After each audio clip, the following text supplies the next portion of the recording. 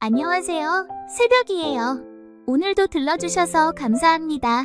따뜻한 옛 이야기 한 자락 들으시며 잠시 쉬어가세요. 이 맛, 과연 어디서 난 것이냐? 임금의 눈이 크게 떠졌다. 사흘째 속이 더부룩해 수라상에 손을 대지 못하던 그가 오늘은 죽그릇을 단숨에 비워낸 것이다. 순간 전가가는 고요히 가라앉았다. 임금이 수저를 내려놓으며 물었다. 이죽, 바다에서 갓 건져 올린 듯하구나. 대체 무엇으로 지었느냐? 수라상공이 앞으로 나서 머리를 숙였다. 전하, 남쪽 고을에서 새벽에 진상된 전복과 톳을 쓰고 잣을 더하여 죽을 올렸사옵니다. 임금은 고개를 끄덕였다. 허허, 새벽바다의 숨결이 그대로 담겼구나. 잠시 침묵하던 임금이 물었다. 이죽, 네 솜씨냐? 수라상공이 머리를 깊이 숙이며 답했다. 아니옵니다. 전하, 옥년이라 하는 나인이 지은 것이옵니다. 임금의 미간이 좁혀졌다. 옥년이라. 처음 듣는 이름이로다. 당장 불러오라. 잠시 후 한 젊은 궁녀가 떨리는 발걸음으로 전각 안에 들어섰다. 고개를 깊숙이 숙여 무릎을 꿇었다.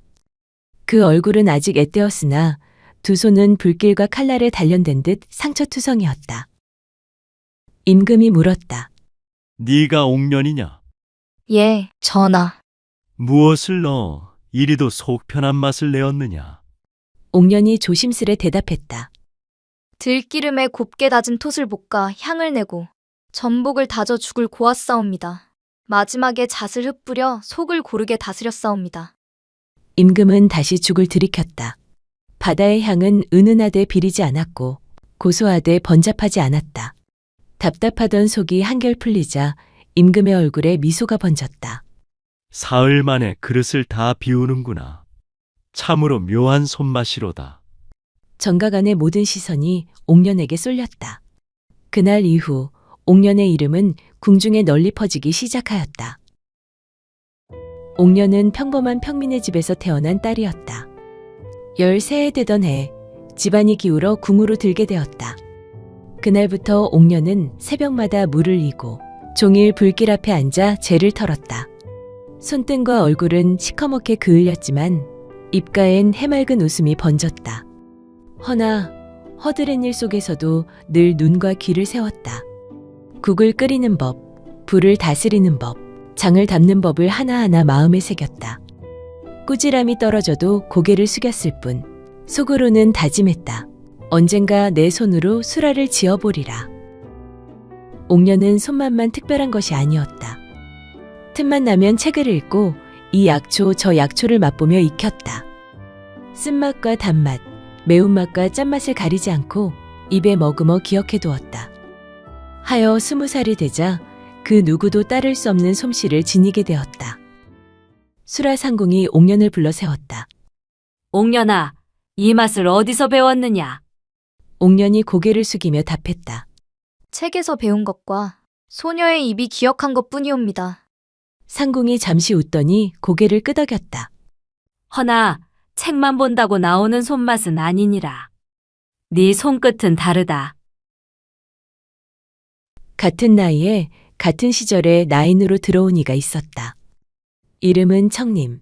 그녀 또한 부지런히 배우고자 했으나 무슨 수를 써도 옥년을 넘어서지 못했다. 임금의 수라는 늘 옥년의 손끝에서 빛이 났고 청림은 언제나 두 번째 자리에 머물렀다. 겉으로는 웃으며 고개를 끄덕였으나 그 마음은 날로 어두워졌다. 갈수록 옥년에게 질투를 느끼고 그 생각이 청림의 가슴에 날마다 응어리로 쌓여갔다. 청림이 아궁이 앞에서 국을 젓는 옥년을 흘겨보았다. 또 전하께 올릴 음식이냐? 응. 상궁마마께서 맡기셨어. 언제부턴가 그 일은 다 네 차지로구나. 나는 늘 남은 손만 맡고. 옥년이 조심스레 대답했다. 청림아, 네 솜씨도 훌륭하잖아. 다만 전하의 입맛이 다른 것이겠지. 청림의 입술이 굳게 다물렸다. 전하의 입맛이 달라서? 글쎄, 그저 네가 운이 좋을 뿐일지도 모르지. 중전마마가 수라상궁을 불렀다. 며칠째 속이 답답하니 맑고 든든한 탕을 올려주시오. 수라상궁이 고개를 숙이고 옥년을 돌아보았다. 중전마마께 올릴수라다. 옥년이 네 손에 맡기마. 예, 상궁마마. 옥년은 솥을 달구며 중얼거렸다. 핏물을 먼저 빼야 국물이 맑지. 불은 세우지 말고 은근히 오래 고아야 한다. 그날부터 옥년은 아궁이 앞을 지켰다. 커다란 솥에 곰탕을 올려 밤낮으로 불길을 살폈다. 불이 꺼질까, 솥이 타오를까. 눈을 붙여도 마음은 늘 솥에 매달려 있었다. 한밤중에도 국자를 들어 국물을 저으며 작은 숨을 내쉬었다. 중전마마께 올릴 곰탕이니 기름기는 말끔히 걷어내고 분술물 한 방울 섞이지 않게 맑아야 하느니라. 아궁이 불빛만 깜빡이는 고요한 수락관. 그때 등 뒤에서 발자국 소리가 스쳤다. 누군가 서성이듯 다가와 멈추었다. 거기 누구십니까? 옥년이 돌아보려는 순간 등 뒤에서 거센 힘이 어깨를 밀쳤다. 솥이 흔들리며 국물이 솟구쳤다. 끓어오른 뜨거운 국물이 옥년의 얼굴을 덮쳤다. 순간 그녀의 비명이 수라간을 가득 메웠다. 뜨거운 곰탕에 얼굴 오른편이 그대로 잠겼고 살결은 허물어져 내려앉았다. 고왔던 자태는 흔적도 없이 일그러졌다. 옥년의 비명소리에 궁녀들이 하나둘 수락간으로 몰려들었고 놀란 눈길이 사방에서 꽂혔다. 숨죽여 보는 이들마다 눈을 돌리고 몇은 입가를 막으며 몸을 떨었다. 그 아름답던 얼굴은 온데간데 없고 괴물 같은 모습만이 남았다. 옥년은 떨리는 입술로 속삭였다. 아니야. 꿈일게요. 대체 누가 이런 짓을? 수라상궁이 이를 악물고 고개를 저었다. 이 꼴로는 더는 궁에 둘 수 없구나. 안타깝지만 여기서 나가야겠다. 옥년은 말 한마디 하지 못한 채 고개를 숙였다. 눈물은 상처에 스며들어 더 깊은 고통이 되었다. 국문을 나서던 옥년의 손에 수라상궁이 은전 몇 냥을 쥐어주었다. 이걸로 작은 초가 하나 드려라. 부모도 이미 세상을 떠났으니 네가 기댈 곳도 없지 않느냐. 허나 잊지 말거라. 얼굴은 잃었어도 손맛은 잃지 않았으니 너는 반드시 네 힘으로 다시 일어설 수 있을 게다. 옥년은 은전을 꼭 움켜쥔 채 뜨거운 눈물을 흘렸다. 그녀는 그렇게 수락관에서 쫓겨났다. 상처난 얼굴을 감싸진 채 국문을 나설 때 끝내 뒤를 돌아보지 못했다. 이른 새벽, 궁 앞에는 이미 수군거림이 퍼져 있었다. 저게 옥년이냐? 한때 전하의 입맛을 사로잡았다더니 누군가는 혀를 차고 누군가는 고개를 돌렸다.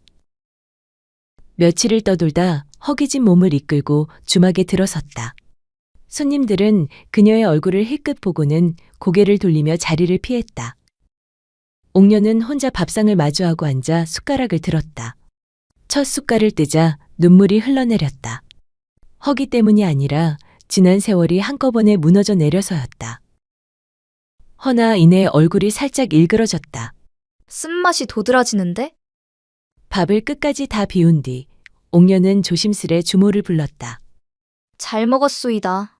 혹시 이 국밥에 쓴바기를 넣으셨소? 주모가 놀란 듯 눈을 크게 떴다. 아니, 그걸 어찌 알았소? 들에서 뜯어온 게 있어 풋풋하다 하여 넣어본 것이지. 옥년은 조심스레 고개를 저었다. 쓴바기는 쓴맛이 지나쳐 국물의 맑은 맛을 가리옵니다. 한번 데쳐 아린 기운을 빼고 장에 무쳐 먹으면 그제야 제 빛을 내지요. 허나 국밥에는 어울리지 않소이다. 주모는 혀를 차며 감탄했다. 허허, 젊은 처자가 어찌 그리 아는 게 많소? 옥년은 고개를 숙이고 더는 말하지 않았다. 그 길로 다시 길을 떠났다. 허름한 들녘 끝에 비어있는 초가가 눈에 들어왔다. 그곳에 몸을 의탁하며 며칠을 스스로를 가두듯 지냈다. 거울 아닌 물에 비친 얼굴은 일그러져 있었고 사람들의 눈길을 떠올릴 때마다 가슴이 저며왔다. 허나 옥녀는 마침내 솥을 붙들며 다짐했다. 이대로 주저앉을 수는 없어. 내게 남은 것은 손맛 하나. 그것이면 다시 살 수 있을 것이야.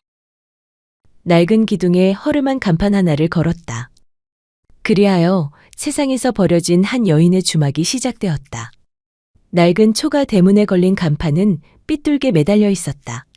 주막이라 쓴 글씨는 희미하고 비뚤어 누구도 눈길을 주지 않았다. 옥녀는 홀로 앉아 솥을 달구며 속으로 중얼거렸다. 언젠가는 누군가 한 숟갈은 떠주겠지. 그날 해가 기울 무렵 길손 하나가 들어섰다. 남루한 옷차림에 지팡이를 짚은 사내였다. 여기 따뜻한 국밥 한 그릇 있어? 옥녀는 고개를 숙이고 대답했다. 예, 잠시만 기다리시옵소서. 그녀는 곧 솥에서 국을 떠내어 상에 올렸다. 사내가 숟가락을 들어 국을 한 모금 머금더니 눈을 크게 떴다. 보기엔 허름하나 이 맛은... 그는 다시 연거푸 숟가락을 놀렸다. 얼굴에는 뜻밖의 기쁨이 번졌다. 막대 텁텁하지 않고 깊대 무겁지 않구나. 이 집 보통 솜씨가 아니로다. 옥녀는 조용히 서서 손수건으로 한쪽 뺨을 가렸다. 사내가 국그릇을 다 비우고 자리에서 일어섰다. 주모, 이 솜씨라면 곧 손님이 몰 일이다. 허나 어찌 얼굴을 가리고 서 있느게요?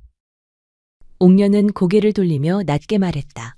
그저 불길에 댄 흔적이 있을 뿐이옵니다. 사내는 더 묻지 않았다. 대신 작은 웃음을 남기고 발걸음을 옮겼다. 그날 이후 길손들의 발길이 서서히 주막으로 향하기 시작했다. 허름한 간판 아래 수락관에서 쫓겨난 여인의 솥이 다시 사람들의 입을 열게 한 것이다. 새로 문을 연 낡은 주막이 있다는 소문에 사람들은 문턱 앞까지 왔다가 옥년의 얼굴을 보고 흠칫 물러서곤 했다. 허나 한 번 입에 댄 이들은 다시 발길을 돌리지 못했다. 역시 수락관에 있었다더니 소문이 많나 보. 저 처자 손맛이 보통이 아니야. 얼굴은 흉측하나 이 맛은 잊히질 않는다. 속이 편하고 국물이 깊어 자꾸 생각나는구나. 소문은 점점 퍼졌다. 낮이면 잔뜩 땀에 젖은 농부들이 들렀고 밤이면 젊은 총각들이 술잔을 빌미로 기웃거렸다. 대문 옆에 기대어 속삭이는 소리도 잦아졌다. 어느 날 옥년의 음식을 맛보던 한 안악이 눈을 동그랗게 뜨며 물었다. 어머나, 이건 처음 먹어보는 맛인데? 대체 어찌 이런 맛을 내는 게요? 이 맛이면 우리 서방한테 이쁨 받겠수다. 옥년은 잔잔한 미소를 머금고 담담히 말했다. 그저 민물고기 육수에 들깨를 더해 비린내를 잡고 여기에 여러 양념을 고루 섞어낸 것일 뿐이옵니다. 그 무렵 과거에 또 낙방한 한 사내가 있었다. 이름은 노석구. 허름한 도포의 남루한 꼴로 터덜터덜 고향길을 내려오고 있었다. 배는 고팠으나 주머니엔 가진 것 하나 없었다. 저녁 무렵 길가에 허름한 주막이 눈에 들어왔다. 간판은 삐뚤게 걸려 있었고 안에서는 은은한 국물 냄새가 풍겨나왔다. 석구는 잠시 머뭇거리다 안으로 들어섰다. 언제 생겼지? 이 주막은 처음 보는구먼. 장독에서 김치를 꺼내던 옥년이 고개를 들어 작게 대답했다. 예, 얼마 전 막 장사를 시작하였사옵니다. 석구는 헛기침을 하고는 머뭇머뭇 입을 열었다. 혹시 외상 부탁드려도 되겠소? 제가 가난한 선비라 주머니 사정이 딱하오. 허나 꼭 갚겠소이다. 느티나무 아래 낡은 초가에 사는 초라한 선비 노석구라 하오. 옥년은 수건으로 얼굴을 살짝 가린 채 그의 말에 고개를 끄덕였다. 예, 그리하시지요. 빚은 천천히 갚으셔도 됩니다. 잠시 후 따끈한 국밥 한 그릇이 상위에 올랐다. 게다가 갓 부쳐낸 기름기도는 전도 함께였다. 석구는 국밥을 한 숟갈 뜨는 순간 두 눈이 번쩍 커졌다. 이게 어찌된 국밥이요? 내 평생 먹어온 국밥과는 사뭇 다르오. 국물이 맑고도 깊어 속이 뜨끈하게 풀리는 듯하오. 전까지 집어먹더니 고개를 끄덕이며 말했다. 이전 또한 고소하고 간도 알맞구나. 이런 솜씨라면 곧 손님이 문턱을 넘치겠소이다. 허허. 몸도 마음도 얼어붙었던 석구는 허겁지겁 국밥을 떠먹었다. 며칠을 굶은 이처럼 정신없이 먹는 그의 모습에 옥년의 입가에는 모처럼 따스한 웃음이 번졌다. 그 순간 따끈한 국물과 함께 두 사람의 인연은 고요히 시작되고 있었다. 점차 시간이 흐르자 옥년의 주막은 마을에 널리 소문이 퍼졌다. 얼굴은 흉측하되 손끝은 천하일미였다. 한번 맛본 이들은 마치 홀린 듯 다시 발길을 돌려왔다. 총각들 또한 수군거리며 주막 앞을 기웃거렸다. 허허허, 옥년이 얼굴이야 좀 흉하다지만 손맛 하나는 천하 제일이잖아. 마을 총각들은 농담 반, 진담 반으로 웃음을 터뜨렸다. 그렇게 옥년의 주막은 점점 입소문을 타며 밤마다 사람들의 웃음소리로 가득 찬 인기 주막이 되어갔다. 석구는 매일같이 주막을 찾았다. 주머니 사정은 넉넉지 못했으나 대신 땀과 손길로 빚을 갚았다. 산에 들러 약초를 캐오고 장작을 패며 불길을 돕고 무거운 항아리도 말없이 옮겼다. 오늘 산에서 더덕을 좀 캐왔소. 장에 조물조물 묻혀내면 술안주로 그만이지. 손맛 좋은 옥년이 손에 들어가면 오늘 밤 손님들 덩실덩실 춤이라도 추겠구려. 하하. 옥년은 얼굴을 수건으로 가리며 부드럽게 웃었다. 선비님 덕분에 큰 도움이 되옵니다. 국밥 한 그릇 더 드시지요. 석구는 따끈한 국밥을 들이키며 말했다. 이 집 국밥은 아무리 먹어도 질리질 않소. 허나 매번 얻어먹기만 하는 것 같아. 미안하구려. 옥년은 살짝 고개를 저으며 미소 지었다. 그런 말씀 마세요. 약초도 캐오시고 장작도 패주시니 이만한 손님이 또 어디 있겠사옵니까? 그 말에 석구는 얼굴을 붉히며 헛기침을 했다. 허허, 그리 말씀하니 괜스레 부끄럽구려. 허나 손님이 끊이질 않는 옥년의 주막 때문에 옆 주막은 곤두박질을 쳤다. 손님들이 모조리 옥년의 집으로 몰려오니 그 주모는 속이 부글부글 끓어올랐다. 허! 저 여자가 무슨 짓을 한 게야? 괴물 같은 얼굴에 손님이 끊이질 않다니. 분명 사람 홀리는 수작을 쓴 게 틀림없다. 그리하여 마침내 헛소문이 나돌기 시작했다. 들었소? 옥년이란 처자가 음식에다 괴상한 가루를 넣는다더이다. 궁에서도 나쁜 짓을 하다가 얼굴이 그리 됐다던데? 하면 우리가 홀린 듯 맛있다 한 게 그 탓이란 말이오? 그럼 그렇지. 이 세상에 그런 맛이 있을 리가 없지 않소. 수군거림은 삽시간에 퍼져나갔다. 주막 앞 발길이 눈에 띄게 줄어들었고 옥년은 한동안 빈자리를 바라보며 깊은 한숨을 내쉬었다. 헛소문은 이미 온 마을을 뒤덮었고 사람들은 진실을 캐려 옥년의 주막에 몰려들었다. 그때 석구가 앞으로 나서며 큰 소리로 외쳤다. 여기 모인 분들 똑똑히 들으시오. 옥년의 소태는 괴상한 가루 따위 들어간 적 없소이다. 그 맛의 비결은 오직 불과 물, 그리고 정성뿐이오. 같은 재료라도 누구의 손끝에 닿느냐에 따라 그 맛이 천지차이 아니겠소. 사람들이 술렁였다. 주모가 팔짱을 끼고 코웃음을 치며 맞섰다. 하이고, 참말로 웃기는 소리. 허면 어찌 그 여인네 솥에서 끓인 국밥만 먹으면 다들 눈이 풀리고 넋을 놓는 게야. 그거 사람 홀리는 짓 아니고서야 어찌 그런 맛이 나겠소. 석구는 곁눈질로 옥년을 바라보며 고개를 끄덕였다. 옥년아, 이 자리에서 직접 보여주어라. 옥년은 잠시 숨을 고르고 얼굴을 가리던 수건을 벗어 얼굴을 드러냈다. 사람들이 놀라며 뒷걸음쳤다. 허나 그녀는 눈길을 피하지 않고 곧장 솥 앞에 섰다. 비록 얼굴은 이러하오나 제 손끝만은 거짓이 없사옵니다. 원하신다면 이 자리에서 직접 끓여 보이겠사옵니다. 그녀는 장터에서 막 사온 무와 더덕, 들깨와 약초를 씻어 솥에 넣었다. 신선한 닭으로 육수를 내며 말린 표고와 마른 대추, 생강즙을 넣어 국물 맛을 살렸다. 불길을 고르고 한참을 젓자 은은한 향이 피어올랐다. 소금과 된장, 그리고 손끝으로 다져낸 재료들을 더해 깊고도 순한 맛을 만들어냈다. 잠시 후 국밥 한 그릇이 완성되었다. 주모가 마지못해 숟가락을 들었다. 이 맛은 잡내도 없고 국물이 깊구먼. 그 눈빛이 흔들렸다. 사람들이 서로 숟가락을 돌려가며 맛을 보았다. 곧 탄성이 터져나왔다. 이거네? 이 맛이야? 가루 넣는다던 건 헛소문이었구먼. 정성 없이야 이런 맛이 날 수 있겠소. 석구가 그 틈에 나서 외쳤다. 보셨소? 사람을 홀리는 건 가루가 아니라 이 여인의 정성과 손맛이오. 사람들은 환호하며 손뼉을 쳤다. 그날 이후 옥년의 주막은 더 큰 인기를 누리게 되었다.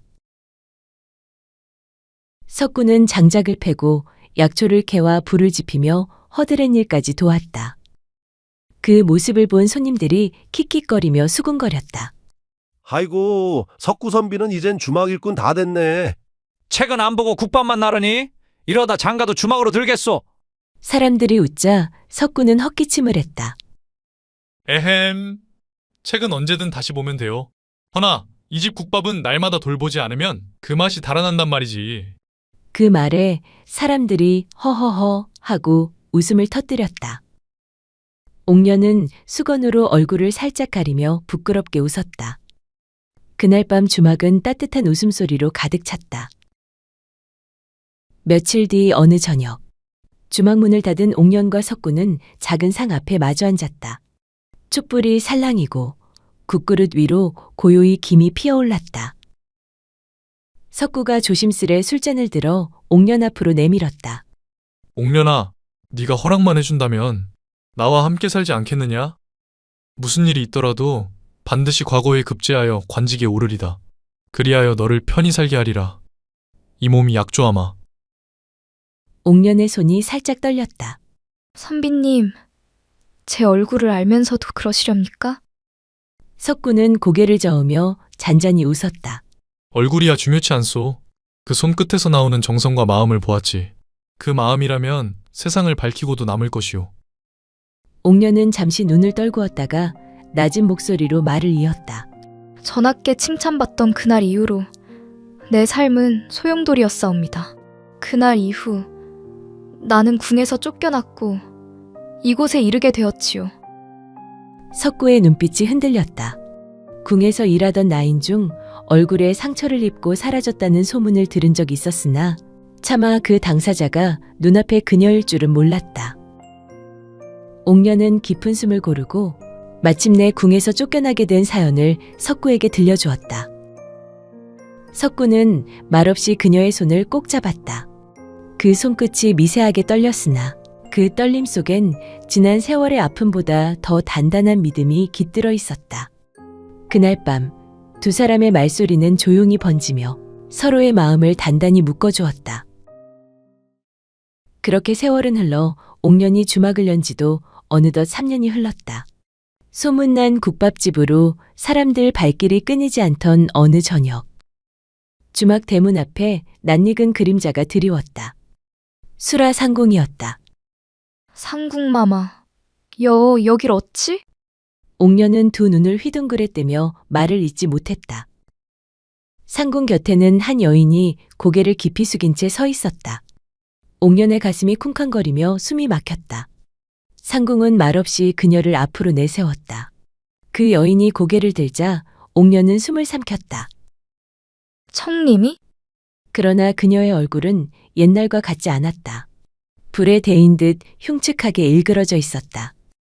순간 주막 안은 술렁였다.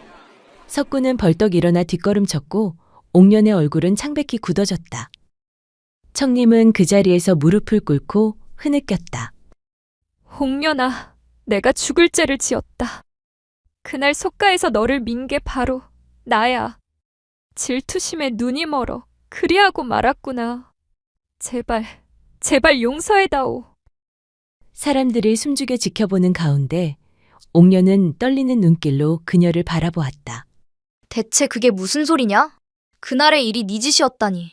그런데 네 얼굴은 어찌 된 게냐? 청님은 눈물로 얼룩진 얼굴을 떨며 흐느꼈다. 그날 내가 저지른 짓을 어린 궁녀가 모두 보고 있었어. 허나 나는 그 아이마저 오래도록 괴롭혔지. 결국 분을 못 이긴 그 아이가 끓는 물을 내 얼굴에 부어버렸다. 하늘이 내린 벌을 받는 거겠지. 순간 주막 안에는 무거운 정적이 내려앉았다. 수라상궁은 깊은 한숨을 내쉬며 고개를 끄덕였다. 그날의 진실이 이제야 밝혀졌구나. 죄는 이미 드러났으니 각자 감당할 길만 남았을 뿐이다. 옥년아, 지난 일은 모두 흘려보내고 이곳에서 새 삶을 열어가거라. 청님은 땅에 이마를 박은 채 흐느꼈고 옥녀는 말없이 눈을 감았다. 그 눈가에 맺힌 눈물이 뺨을 타고 흘러내렸다. 그 한마디를 남기고 상궁은 청님을 데리고 발걸음을 옮겼다. 주막 안에는 오래도록 무거운 침묵이 흘렀다. 그날 이후 옥녀는 더는 수건으로 얼굴을 가리지 않았다. 사람들은 처음엔 놀라 고개를 돌렸으나 곧 다시 소탑에선 그녀의 당당한 눈빛과 손맛에 고개를 숙였다. 그리하여 옥녀는 당당히 주막의 주모로 자리 잡았다.